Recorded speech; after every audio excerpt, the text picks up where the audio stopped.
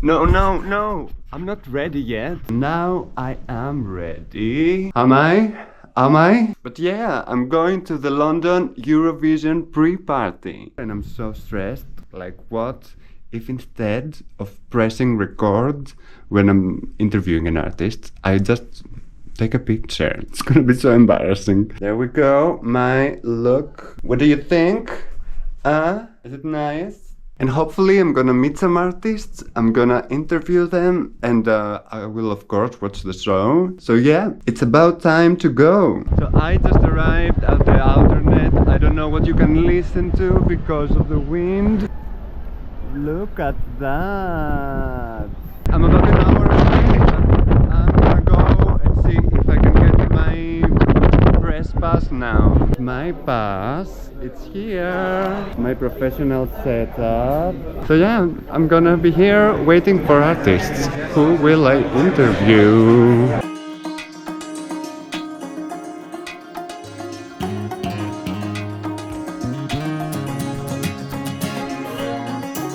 I don't know if you can hear me. I managed to take a few interviews. I blocked out totally when I was doing it. It was my first time doing interviews in person, so I was like, oh, I had the artist in front of me and I was just blocking out. I didn't know what to ask. By the way, that's the cue.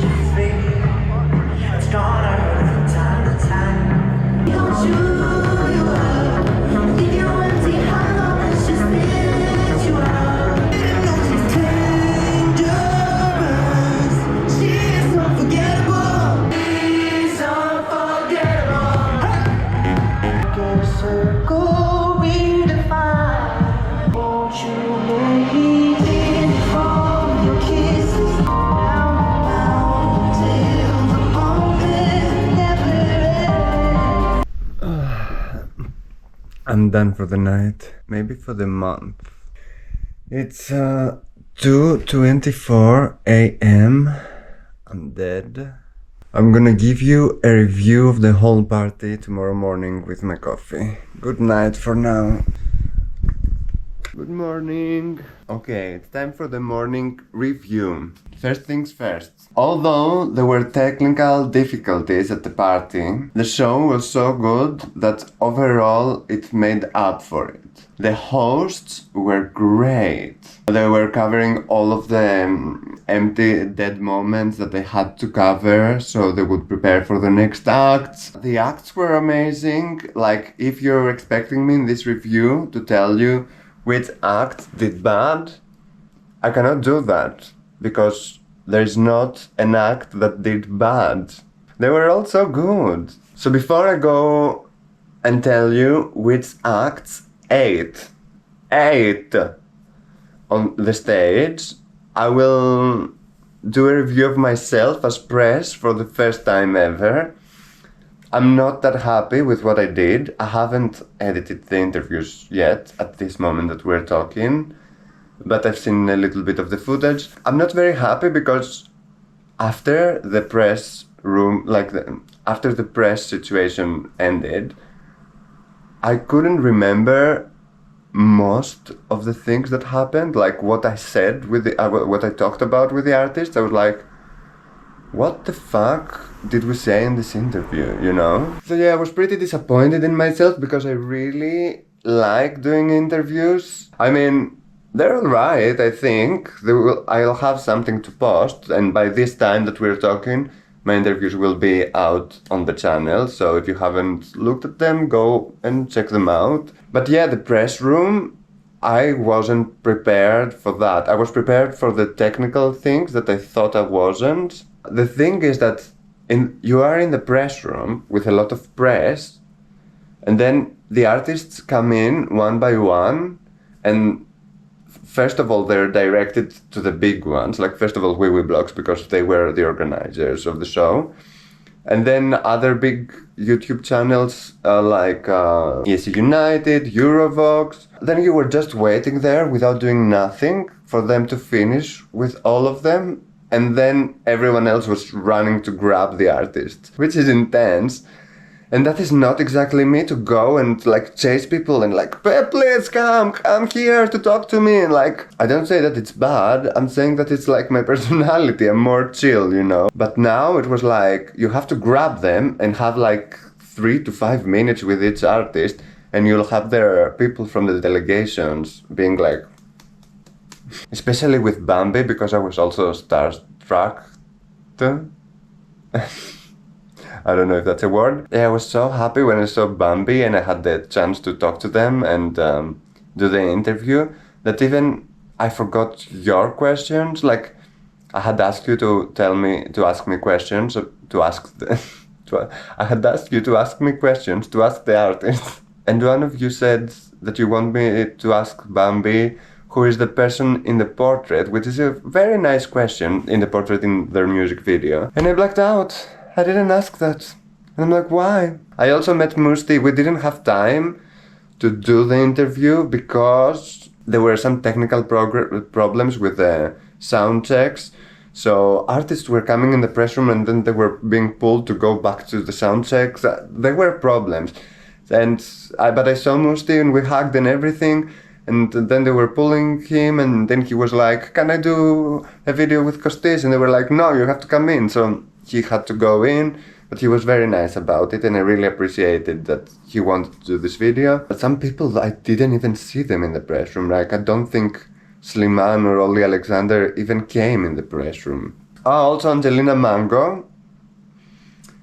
I tried to talk to her, but her manager was like, no, she has to go. And they just left. And I'm sad because I also wanted to speak with Angelina. So let's review their performances now. I'm gonna have them in front of me so I won't forget anyone. Actually, no, I'm not gonna go with everyone one by one. I'm gonna tell you who were amazing, because they were all good, and I really mean it.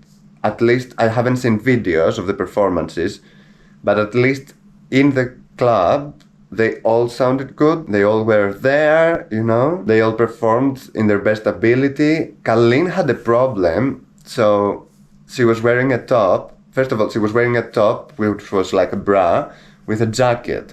She took off the jacket as a reveal, which was great, but then the string that was holding her bra slash top broke, and she had to do the full performance holding her breasts, because otherwise they would have been exposed, and that must have distracted her. But she was a pro and she kept going, so I really admire that. One person that, if you've seen my videos before and you know that this person is not in my top 15, like in my favorite songs, is Nutsa from Georgia, but she ate that stage. She ate it. And she peed on it. If your staging at Eurovision is as dynamic and Of course, she has to do more because it's Eurovision, it's not a club. But her presence was amazing. Like, if she's like that, she's gonna qualify for sure, and she's gonna do very well. And dancing and singing like that with her amazing voice, it was mind-blowing. It was mind-blowing. Another great performance was from Marcus and Martinus. They are so well in sync together. I mean, they're twins. Maybe there's something spiritual there, you know, that connects them as well. But they are professionals. Professionals. Baby Lasagna was so good as well, and I think I have to see the videos, but from the videos that I've seen from other pre-parties and the national final, I think this was his best vocal performance as well. Like, he's improving every time, he's better. So I cannot wait to see what he's gonna do at Eurovision. Bambie Thug ate that stage. They started with a song of theirs that I didn't know, which was amazing. The crowd ate them up. And then they said their song, Doomsday Blue. I don't have words. I don't have words for their performance. If Bambie doesn't qualify, it's criminal. Criminal. Nebulossa couldn't be there. I saw in Twitter that they had a problem with their flight from Barcelona to London.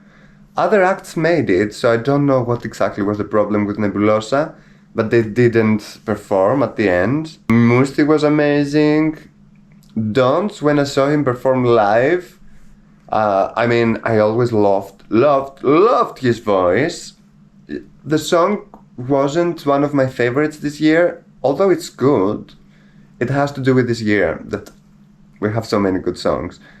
But when I saw him perform live, I'm like, this guy, if he doesn't qualify, it's criminal as well. Silvester was amazing. Natalia from Moldova, her voice, out of this world. Gåte, even without the staging from Norway and just a plain stage, their energy, what they did on stage was out of this world, was magic. I'm telling you, watch out for Gåte. They are the dark horse of this competition. And another act that really impressed me was Aiko.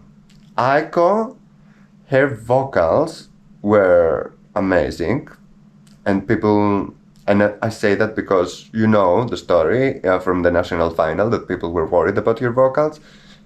Don't worry about her vocals. She was amazing. The thing is that she also restrained her dancing a little bit, so maybe she had more control at her vocals because of that. I don't know what she did, what guidelines she followed to achieve that, but she did achieve that. I'm not worried about her vocals at all. So yeah, these are my thoughts overall. Everyone was good. I'm not gonna speak about everyone. Isaac had a great voice. Sabah had a great voice. I don't know if I'm forgetting anyone. Everyone was good. I just said a bit of the highlights. Ollie Alexander had a great voice. So yeah, this was my first pre-party experience here at London Pre-Party, as press and as audience. I was a virgin both ways, and I'm not anymore. And I loved it. And I will go again, as press and as audience. Again and again, if I have the chance to go as press. Like the video if you liked it, subscribe to the channel, follow me on the social media at Kostis_ESC if you want to be friends and chat about Eurovision, and see you very soon at another video. Bye!